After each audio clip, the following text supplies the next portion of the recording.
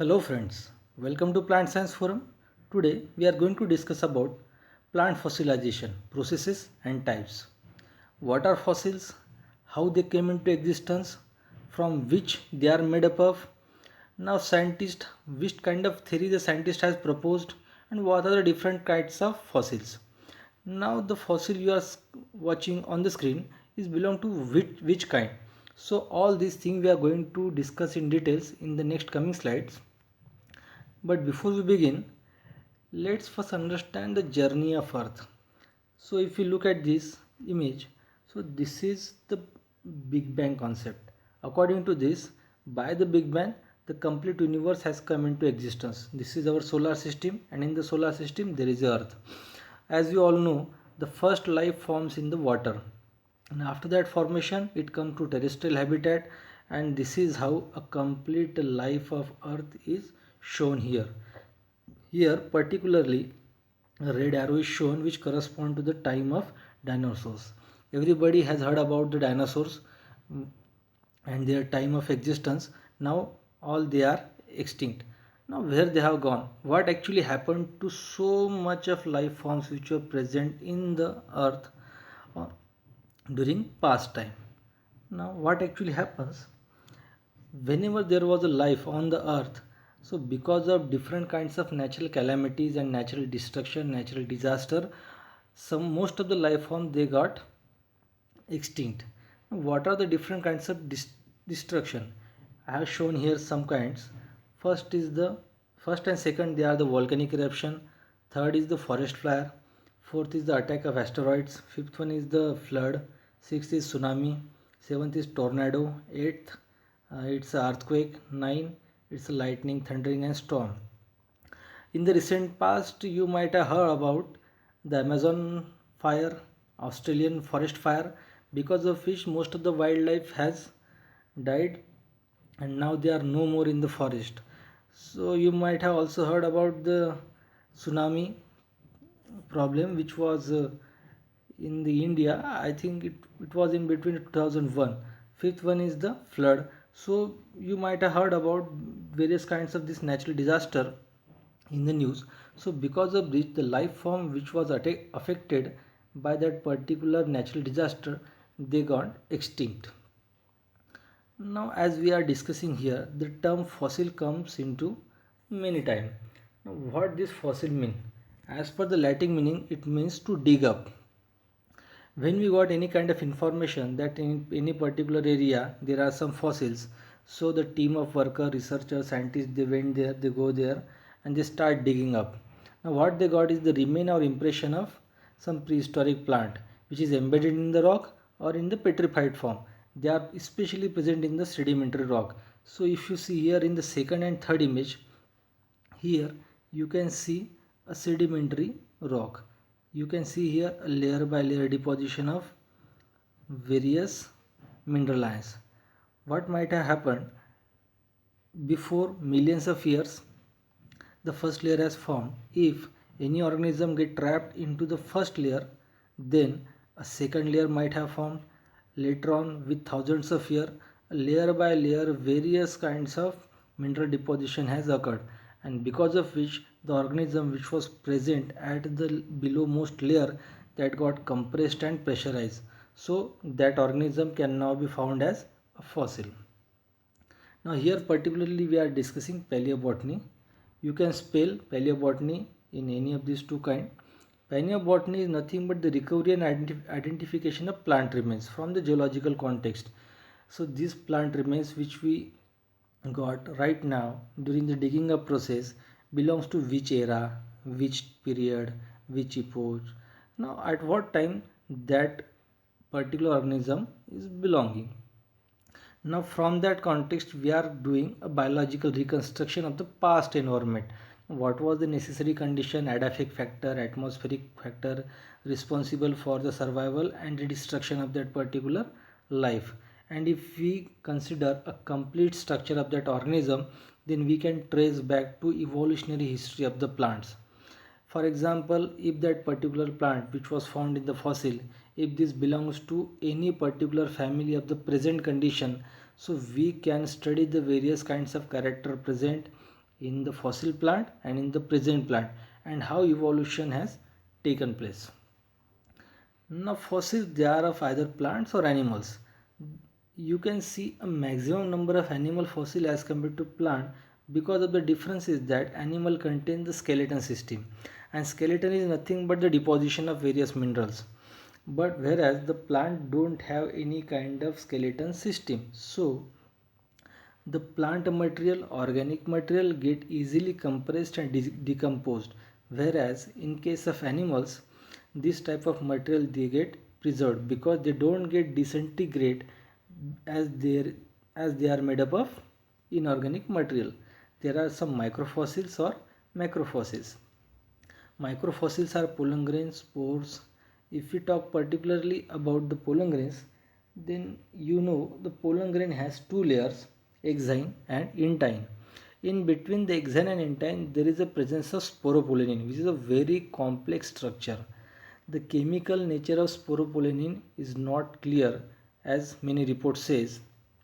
Because of presence of this sporopollenin, this pollen grain, they are resistant to degradation. That's why nowadays they can be found in microfossils. Now, there are certain macrofossils as well as megafossils also. Now, what are the different conditions for fossilization? For the organism to get fossilized, it should be buried quickly as soon as it died. For this condition, the death should be by unnatural means. It should be by any kind of natural disaster, natural calamities. If it is the natural death, then obviously there may be attack of scavengers or microbial decomposition. If this happens, then the organic contents of the body get completely destroyed, they get decayed, so there is no material left out for fossilization.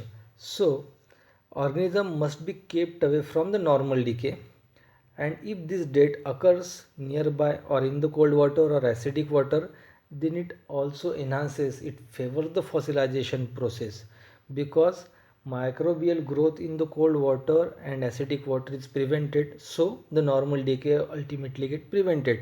And if that organism get buried in the sand, clay, silt, in sedimentation process, then definitely it will get conserved as the fossil. Such conditions, they are found mostly in the valleys, lake basin, pond basin or estuaries. Estuaries are the area where sea and the rivers, they come in contact. At, at this place, sedimentation is very much. So if any organism get buried there, so there is a maximum chances of getting fossilization.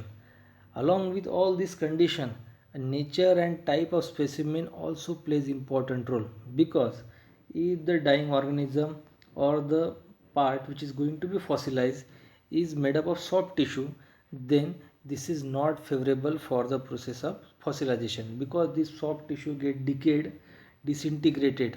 And if it consists of skeleton system, hard type, very much mineral deposition, at that time that can be converted into fossils. So soft tissue are not favorable, not suitable for the fossilization.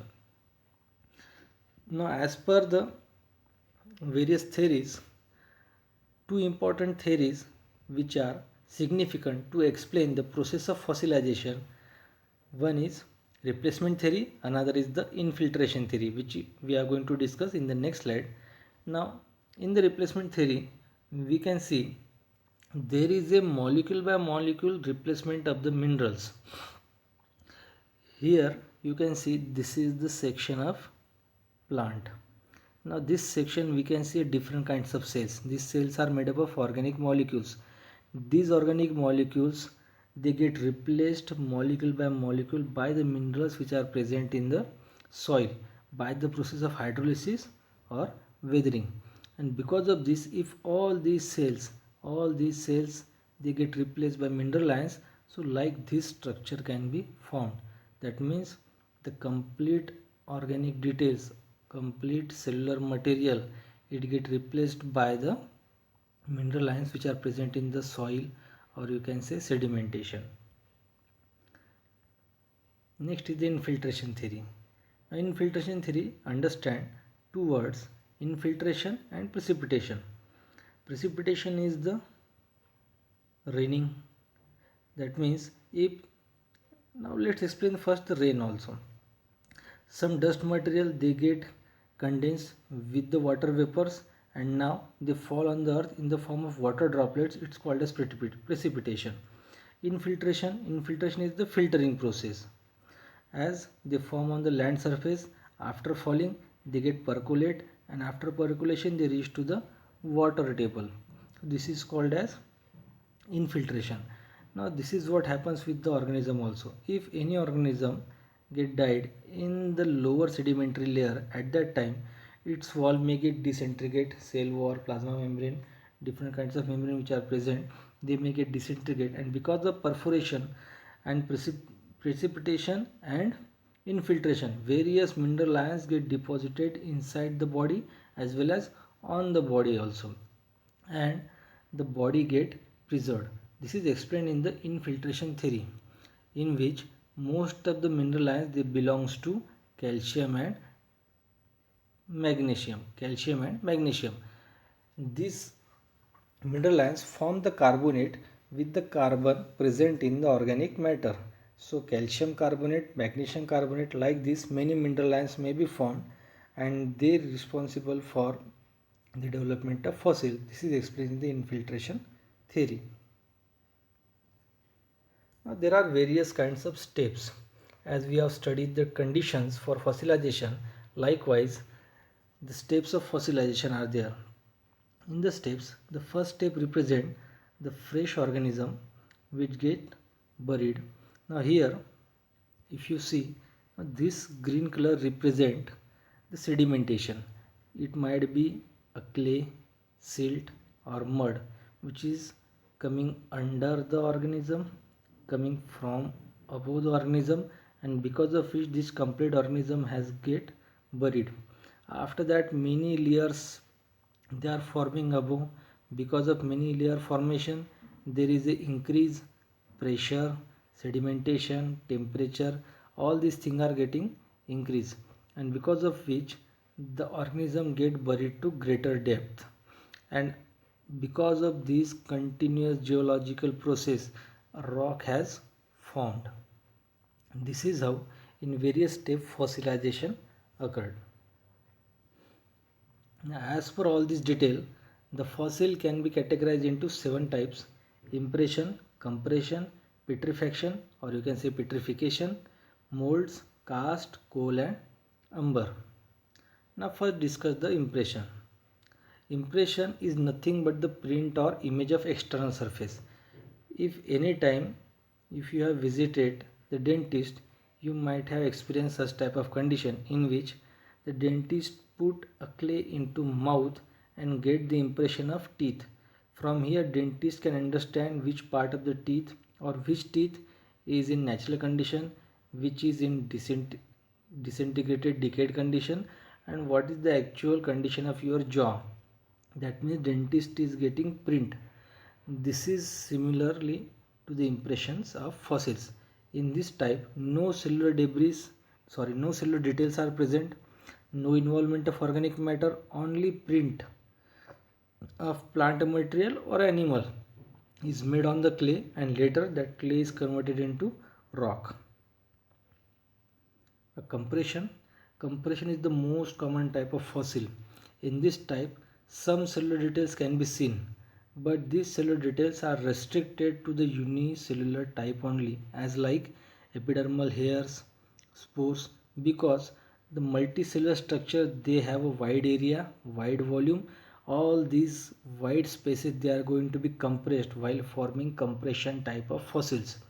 Now what actually happen, if you look at, this is the first step, bulk of organism has present, now it is died.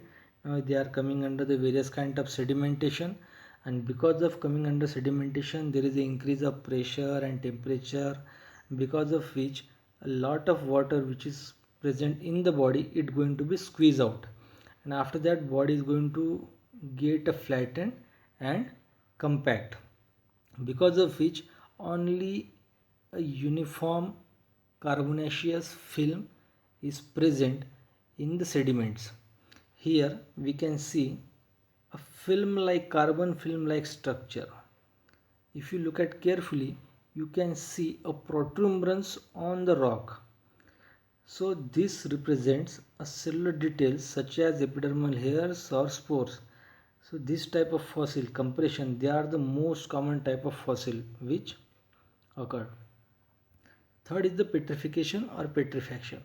These are the best type of fossil because it preserve external as well as internal structure. In this also there is a molecule to molecule replacement of mineral ions.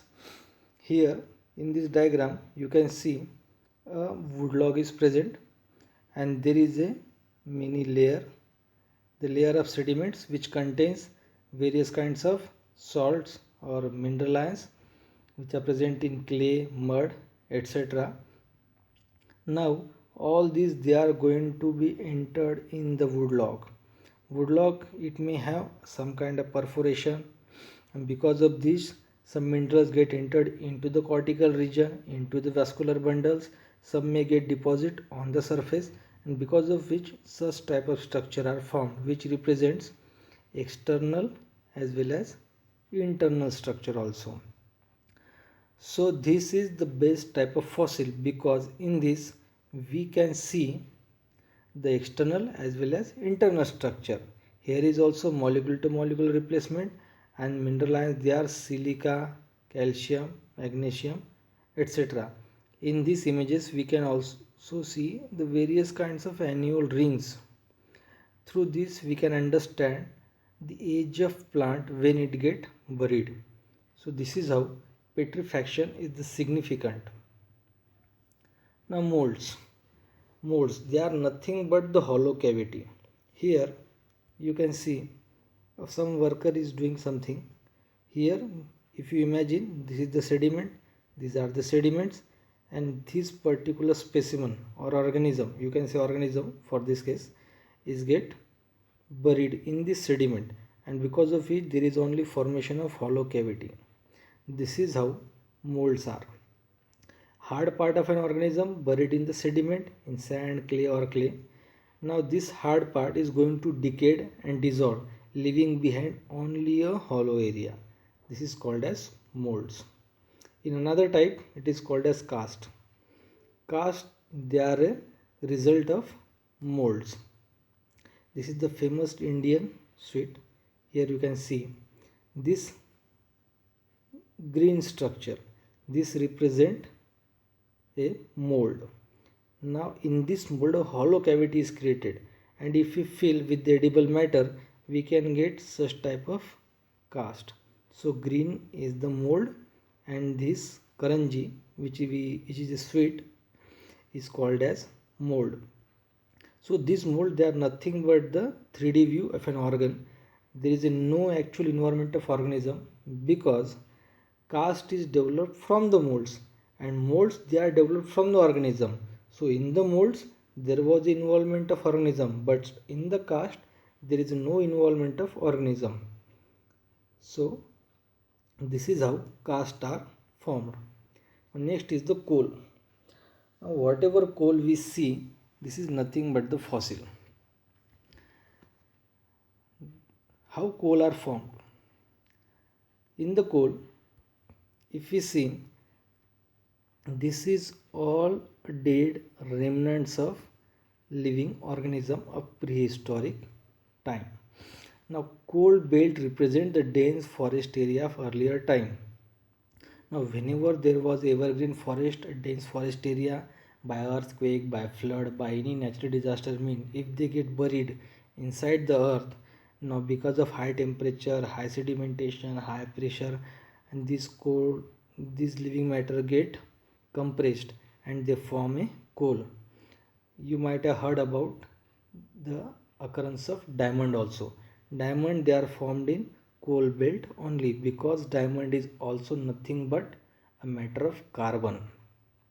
So here you can see Maharashtra region, Andhra Pradesh, Telangana region, Chhattisgarh, Odisha, Pachim Bengal, Jharkhand, Bihar, Northeast India. Likewise, these are the various kinds of coal bed in India. So from this we can say that in prehistoric time there was a dense forest which is now been converted into a coal. Last is the umber. If you remember the first slide of this presentation, we have seen such kind of images. Now this image they represent to a resin secreted by a coniferous plant in the prehistoric time, which is now called as umber. Now here you can see a trapped mosquito, a trapped plant part. Here fungal spore, pollen etc. can be trapped and can be observed in the fossils. This is called as fossil within fossil because this chemical resin which is present is belong to coniferous plant which was prehistorically present. That means this resin itself is a fossil, and here in the trap condition we got mosquito plant material. So that plant material is also fossils because they represent to prehistoric time. That's why this plant material mosquito they are fossils within the fossils. So likewise umber is formed. So if you have any query, you can put your question in the comment section below. You drop your question, definitely I will try to answer your queries. This is our YouTube channel Plant Science Forum. If you like the video, please press like button and subscribe the channel. Thank you.